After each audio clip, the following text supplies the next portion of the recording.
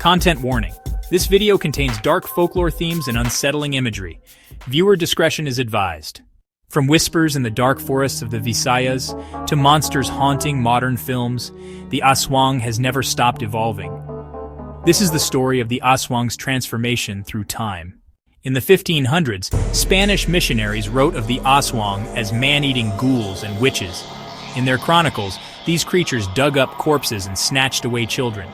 But these stories were more than folklore. They were tools of fear, used to suppress pagan beliefs and control the people. By the 1700s, the Aswang had become part of village life. They were shapeshifters. Dogs, pigs, bats. Stories were told by firelight, frightening children, explaining mysterious deaths. And from these tales, many faces emerged. The manananggal, the tik-tik, the sigbin, each more terrifying than the last. In the early 1900s, the Aswang followed people into the cities. Through comics and radio dramas, their legend spread even further. They became tied to illness, death, and urban fear. Proof that the Aswang was no longer just a rural nightmare. But in the 1950s, the Aswang became more than myth. During the Huck Rebellion, American officer Edward Lansdale, linked to the CIA, used the Aswang in psychological warfare. Rumors spread that a vampire-like creature haunted rebel territory. In one operation, a rebel fighter was killed, his body staged with puncture marks on the neck. Terrified, the insurgents abandoned their positions.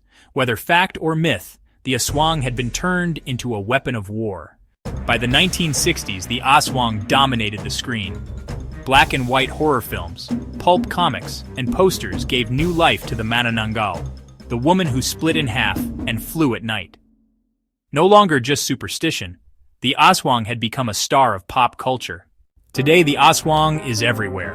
In indie films, television, and international horror anthologies, it has become both a monster and a cultural icon. Sometimes terrifying, sometimes comic, but always unforgettable. The Aswang is no longer bound to villages in the dark, it haunts the global imagination. The Aswang has taken many forms, from colonial monsters to Cold War psy-ops to pop culture icons. But one thing never changes, the fear that lingers in the dark. Which version of the Aswang haunts you the most? Subscribe for more stories.